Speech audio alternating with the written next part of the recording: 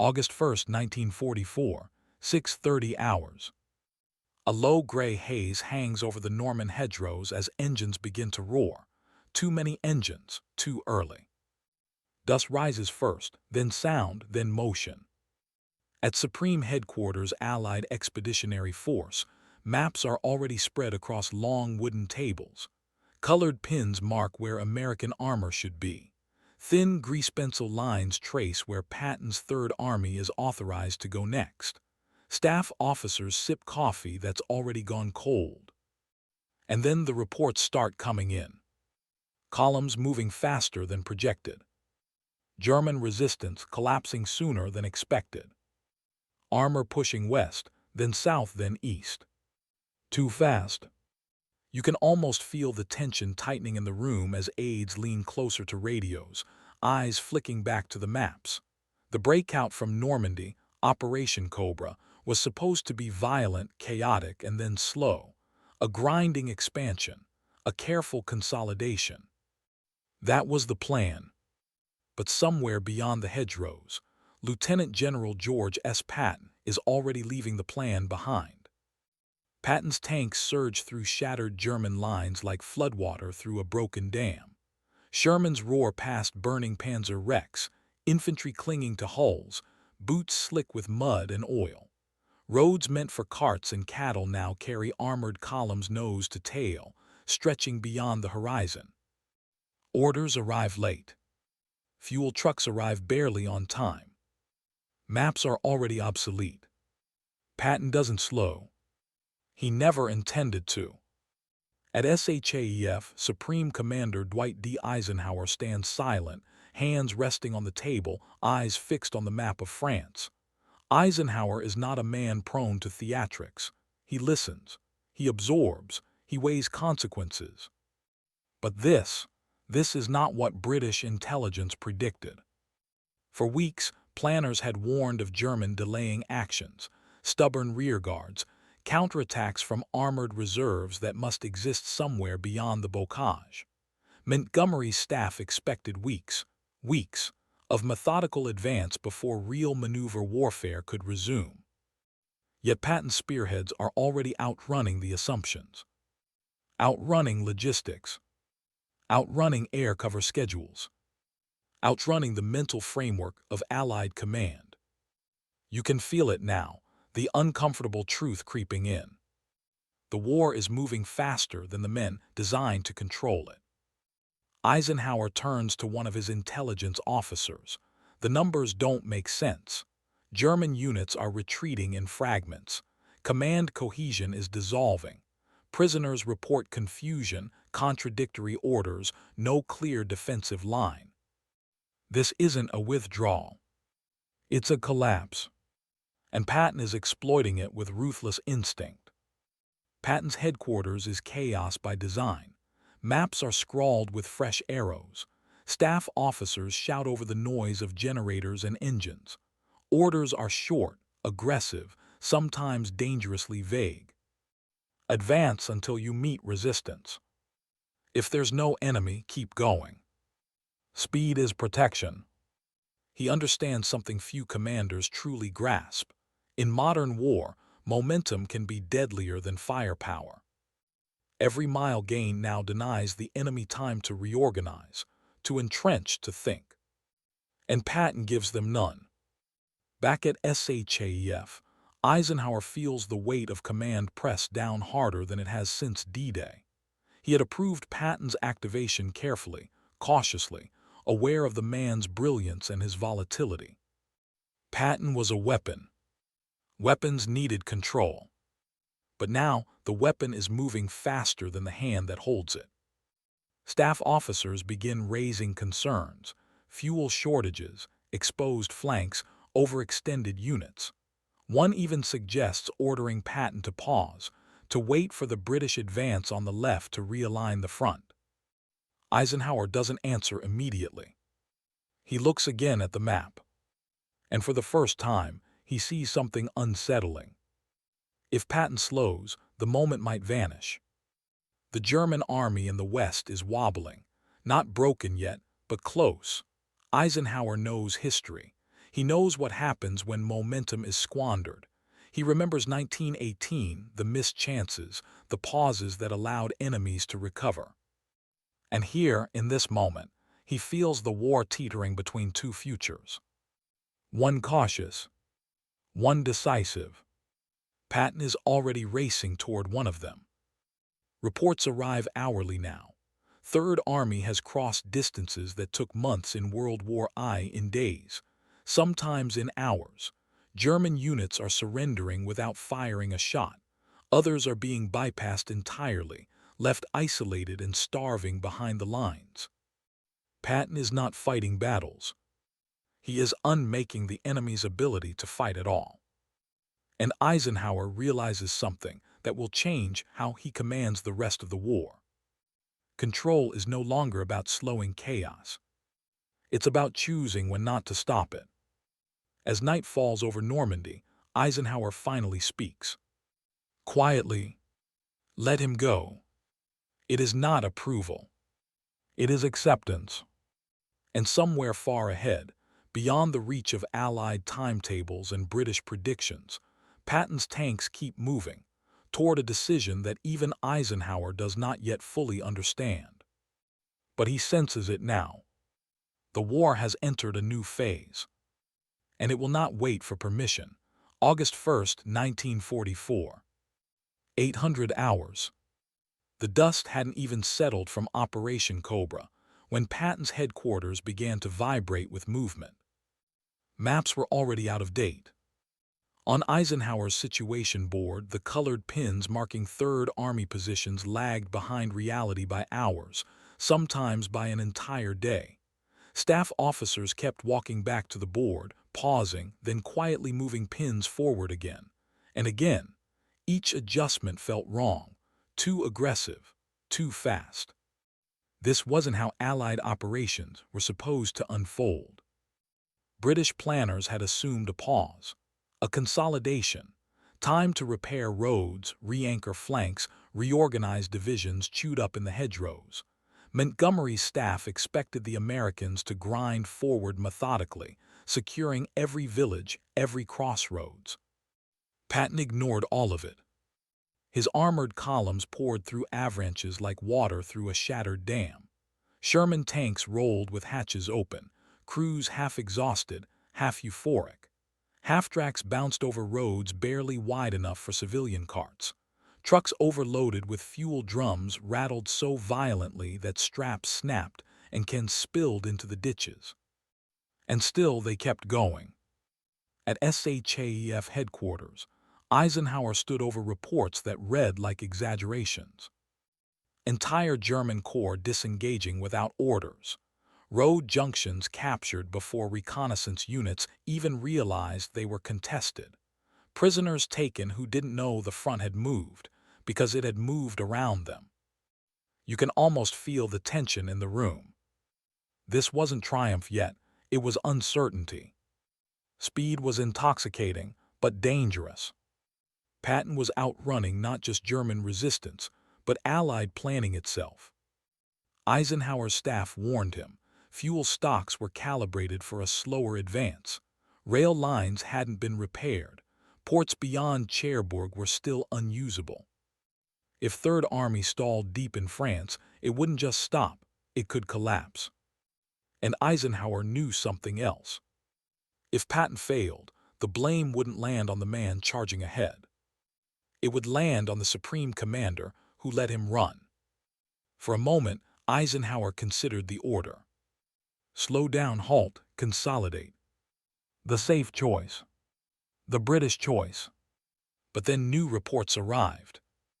German 7th Army wasn't retreating in good order. It was unraveling. Command cohesion was gone. Units were moving at night without maps, burning fuel they couldn't replace, abandoning artillery because horses were dead and trucks were empty. This wasn't a withdrawal. It was a hemorrhage.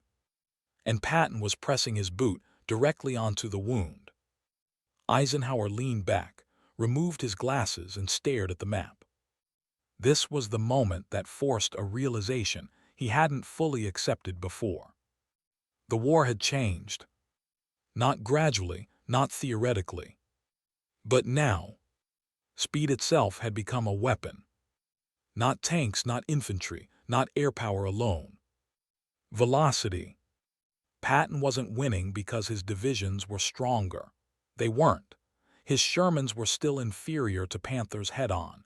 His infantry was still exhausted from Normandy. He was winning because he never gave the enemy time to understand what was happening. German commanders couldn't react because by the time they identified a threat, it was already behind them. Eisenhower finally spoke. Let him go. The order was informal, almost casual, but its implications were enormous. From that moment on, Eisenhower wasn't just allowing Patton's advance. He was betting the entire Allied campaign on it. Fuel was diverted, air priorities shifted. Other commanders were told to adjust, not Patton. And as Third Army surged east, one frightening truth began to emerge inside SHAEF.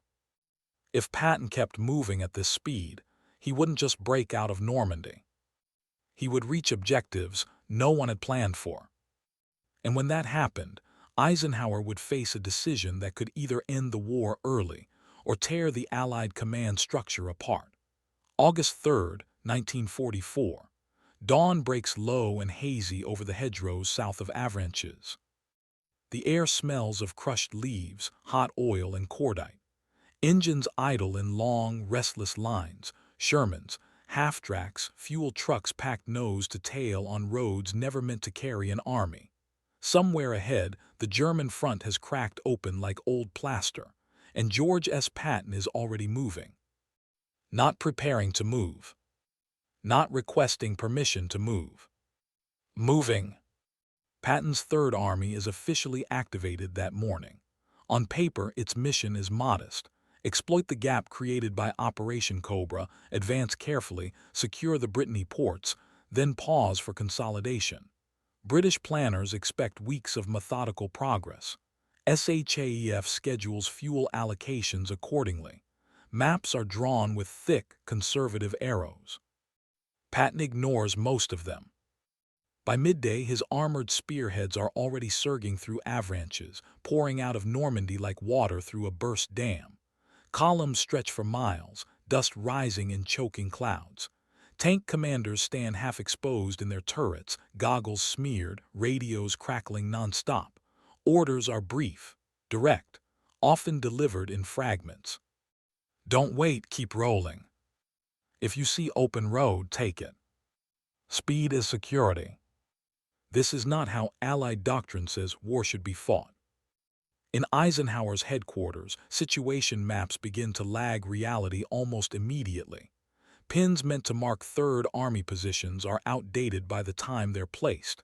Staff officers redraw lines, then redraw them again. Reports arrive breathless, incomplete, sometimes contradictory. Patton's units are advancing 30, 40, sometimes 60 miles in a single day. That is not an advance. It is a rupture. German resistance south of the breakout collapses in pockets, isolated Kampfgruppen forming, firing, dissolving. Many never realize how far the Americans have pushed until Shermans appear behind them. Prisoners stumble back under guard, dazed, asking the same question again and again. How did you get here so fast? You can almost feel the tempo shifting, not just on the ground but in the war itself. This is no longer the slow grind of Normandy hedgerows. This is motion, relentless motion. Patton rides the momentum like a man who has been waiting years for it. He knows something his superiors only half accept. German command is brittle. Once broken, it does not bend, it shatters. Radio networks fail. Orders arrive late or not at all. Fuel shortages paralyze panzer reserves before they can counterattack. Speed becomes a weapon more powerful than armor thickness or gun caliber. By August 5th, Third Army elements are so far ahead that even their own logistics officers are alarmed. Fuel convoys are improvising routes on the fly. Drivers navigate by landmarks rather than maps. Jerry cans are siphoned, redistributed, hoarded. In some units, tanks halt not because of enemy fire, but because gasoline has run out 5 miles short of the next objective. Patton's response is not to slow down. It is to push harder. He diverts fuel earmarked for other formations. He pressures corps commanders to seize depots intact. He gambles that movement will solve its own problems, that captured German supplies, liberated rail yards, and sheer chaos will keep his army alive long enough to stay ahead of the enemy. From Eisenhower's perspective, this is both exhilarating and terrifying. The Supreme Commander had planned for exploitation. He had not planned for this. British commanders begin to voice concern. Montgomery's staff warns of overextension. Intelligence estimates suggest German forces may regroup along the Seine. The word pause appears in more and more messages. But Eisenhower watches the reports coming in from the field and feels something changing. For the first time since D-Day, the Germans are not reacting faster than Allied planners expect. They are reacting slower, too slow, always one step behind the dust clouds moving east. Patton's advance is not just outpacing German resistance. It is outpacing Allied imagination. On August 7th, as German forces launch Operation Luttich, a desperate counterattack at Mortain, Patton's forward units barely notice. The blow falls behind them, against units that have already adjusted to rapid maneuver warfare. The German offensive collapses within days, drained of fuel and surprise. The trap is closing, and Eisenhower begins to see it. The Falaise pocket is not forming because of careful synchronization. It is forming because Patton is moving faster than the enemy can comprehend, faster than Allied headquarters can even regulate. The war, for a brief moment, is no longer bound by pre-war assumptions. But with every mile gained, the risk grows sharper. Fuel stocks are dwindling, communications strain, commanders argue over priorities. And Eisenhower faces a decision no supreme commander wants to make in the middle of success. Do you rein in the general who is winning? Or do you let him redefine the war? By the time Eisenhower looks again at the map that night, the Third Army's front has moved yet again, beyond the lines he approved, beyond the plans he signed. And for the first time, he does not immediately reach for the red pencil to slow it down. Because something has become impossible to ignore. Patton is not just advancing faster than planned. He is revealing a future of warfare Eisenhower must either embrace or lose control of. August 1st, 1944, 700 hours. A damp gray morning settles over Normandy, the air still thick with cordite and crushed hedgerow leaves. Inside a temporary headquarters near the coast, telephones hum without pause. Map boards are crowded with grease pencil arrows that were never meant to stretch this far, this fast. General Dwight D. Eisenhower stands still for a moment, hands behind his back, jaw set, listening. The reports coming in don't sound wrong. They sound impossible.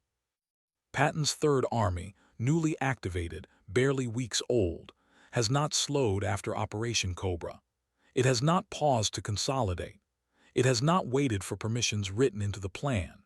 Instead, armored columns are punching south, then east, then south again, fanning out like a force of nature that refuses to obey the neat geometry of Allied doctrine. You can almost feel it in the room, the tension between triumph and alarm. Operation Cobra was supposed to do one thing: crack the German line west of St. Lo and create breathing room. British intelligence estimated weeks of cautious exploitation. The enemy, though battered, was expected to reform. Logistics would dictate the pace. Headquarters would decide the rhythm. But outside, on narrow French roads still lined with burning wrecks and fleeing civilians, George S. Patton has already decided otherwise. Sherman tanks roar forward with white stars caked in dust. Half-tracks weave around shell craters. Tank commanders stand half-exposed from their turrets, goggles smeared, shouting directions that barely keep up with the speed. The maps they carry are already outdated. Some roads aren't even marked. It doesn't matter. Patton's orders are simple: advance, exploit, never give the enemy time to think. At Supreme Headquarters Allied Expeditionary Force, SHAEF, the planners begin to realize they are no longer directing events. They are reacting to them. Eisenhower listens as an aide reads the latest situation report. Third Army has crossed the Avranches bottleneck and is pouring into Brittany. Another report follows immediately. Patton's lead elements have advanced farther in 48 hours than some Allied armies managed in weeks earlier in the campaign. Fuel consumption is already exceeding projections. Ammunition tallies are meaningless. The supply officers exchange glances. This isn't in the tables. This isn't in the manuals. This isn't how modern war is supposed to work. Eisenhower had built this invasion on balance: coalition harmony, methodical pressure, synchronized advances. He knew Patton's reputation. Everyone did. The slapping incident in Sicily, the speeches, the relentless drive. That was precisely why Patton had been held back, a weapon too volatile to unleash too early. But now the weapon is loose. British commanders, particularly those under Montgomery's sector, expected a slower, deliberate exploitation: secure the flanks, rebuild strength, deny the Germans a chance to counterattack. Intelligence summaries had warned that German panzer reserves could still strike hard if given the opportunity. Patton doesn't give them the opportunity. German command posts dissolve into chaos. Units retreat without orders, or worse, wait for orders that never come. Communications snap. Fuel dumps are abandoned intact. Entire road networks clog with mixed columns of soldiers, horse-drawn wagons, and civilian carts, all trying to escape an enemy that seems to be everywhere at once. And Eisenhower sees the first hint of something unsettling. This speed is not just winning ground, it is rewriting assumptions. He walks to the map board and traces the line of advance with his finger. It keeps going, farther than it should, farther than anyone signed off on. At this pace, Patton could reach the Seine before German command stabilizes. At this pace, the war in France could collapse into movement instead of attrition. At this pace, the entire Allied command structure, carefully designed to control chaos, might be the only thing slowing victory. That thought lands heavily. Eisenhower is not a field general in the Patton mold. He is a coordinator, a strategist, a man tasked with holding together egos, nations, and armies under unimaginable pressure.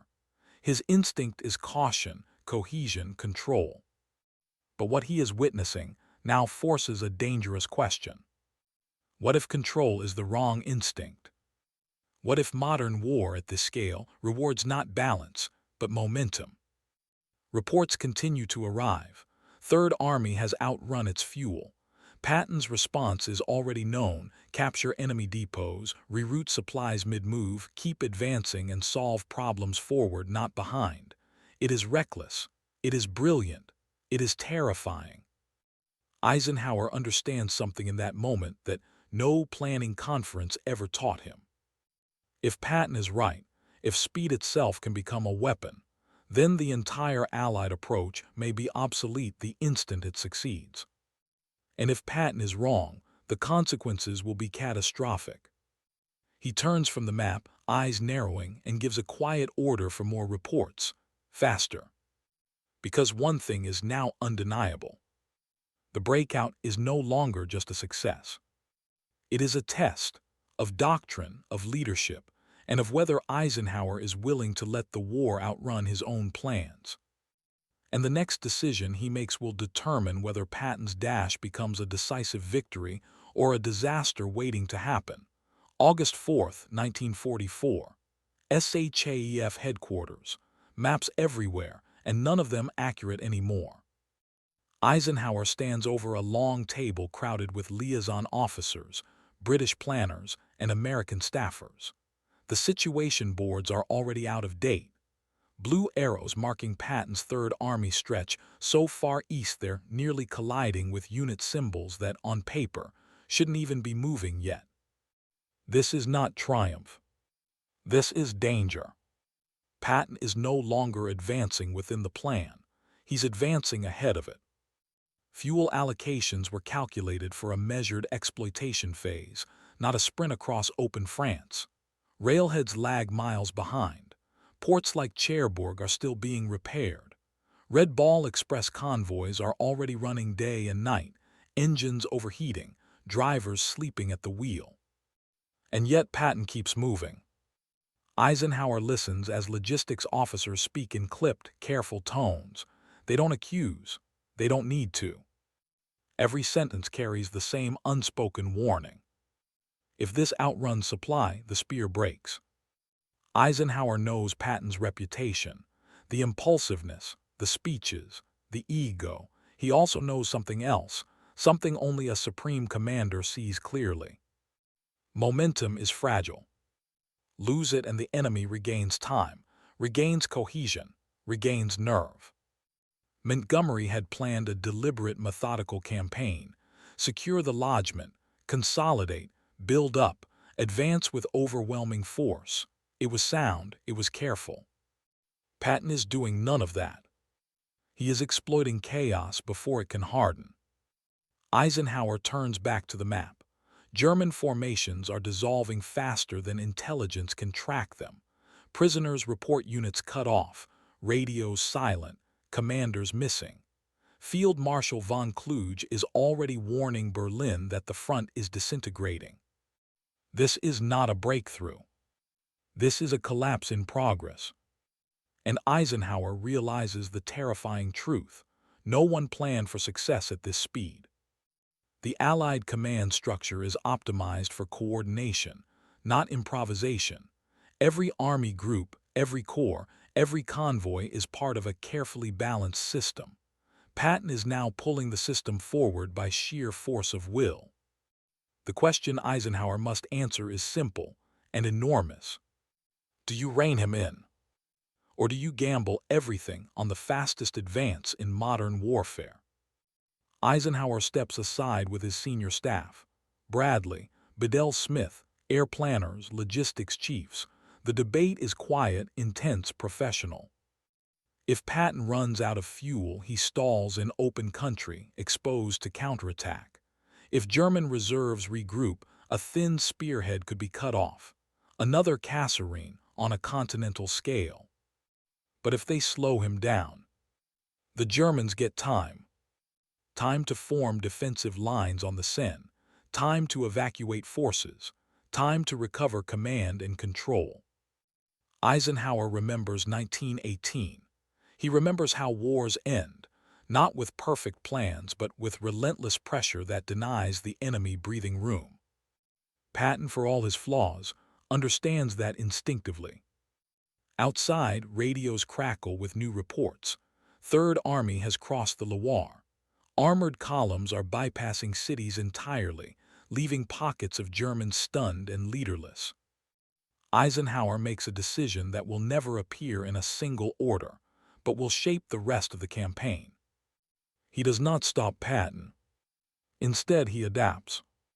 Fuel priorities are quietly shifted. Air support is redirected to keep German movements suppressed ahead of Patton's columns. The Red Ball Express is expanded beyond its planned limits. Risks are accepted, calculated but real. Eisenhower is no longer commanding a methodical advance. He is riding a wave. And waves do not wait for permission. This moment changes how Eisenhower sees modern war, not as a chessboard but as a race against disintegration. The side that exploits collapse fastest wins, not by destroying every unit, but by never letting the enemy recover balance. Patton is forcing that lesson into reality at full speed. But even Eisenhower knows this cannot last forever. Fuel gauges are dropping, engines are worn, men are exhausted. Somewhere ahead, the Germans will find ground worth fighting for. And when that happens, Eisenhower will need every ounce of what Patton has gained before the window slams shut. As the meeting breaks, Eisenhower lingers one last moment over the map. The arrows are still moving,